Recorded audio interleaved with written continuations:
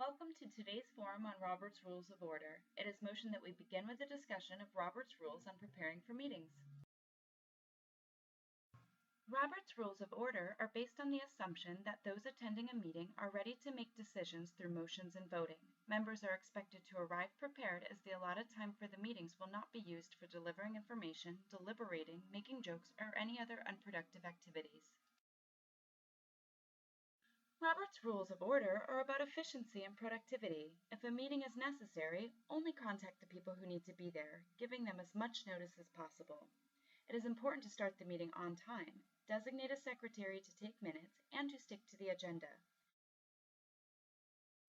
For our next order of business, it is motion that we discuss the role of the chairperson.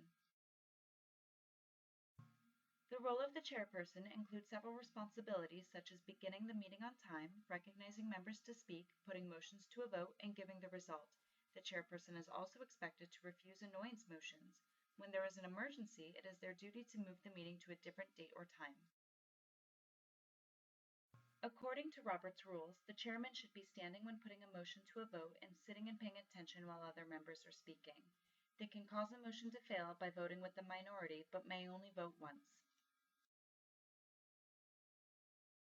For our next order of business, it is motion that we discuss Robert's Rules on meeting processes and events.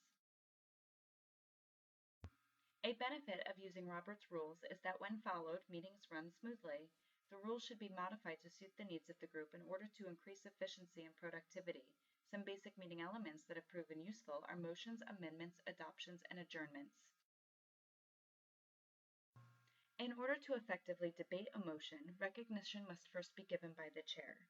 Once recognition is given, the speaker should restate the motion and give their opinion, either for or against the motion, along with 3 elements to support their opinion. The speaker should then instruct the group on how they would like them to vote. The group doesn't have to vote in this particular way, but at this point, the debate will be clearly stated for the group to consider.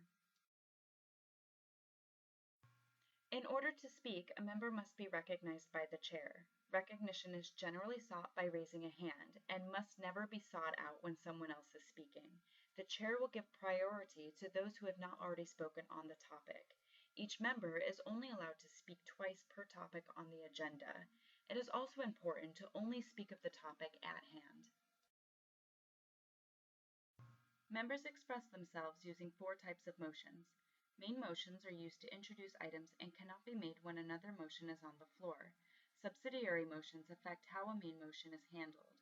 Privileged motions are used to bring up urgent items that aren't related to pending items, and incidental motions allow members to question procedure regarding other motions. Once a motion is made, it must be seconded by another member. If a motion is not seconded, it is lost. There are 5 methods for voting on a motion. A voice vote is when the chairman asks those in favor to say aye and those opposed to say no. A roll call vote is when members state yes or no when their name is called. During general consent, group silence implies consent to a motion after the chairman asks if there is any objection.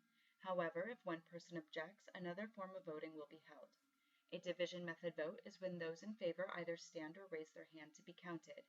And a ballot is when members write their votes on a slip of paper anonymously. Near to the last order of business, it is motion that we discuss Robert's Rules on quorums. A quorum is the number of members that must be present for a vote to be legal.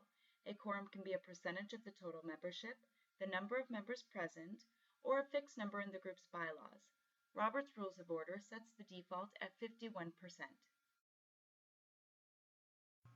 Business cannot take place without a quorum and must either adjourn, continue the meeting at a later date, take a recess to allow enough members to arrive, or invite other members to the meeting until there is a quorum. Having completed our discussion on Robert's Rules of Order, it is now motion that we end this meeting. Meeting adjourned.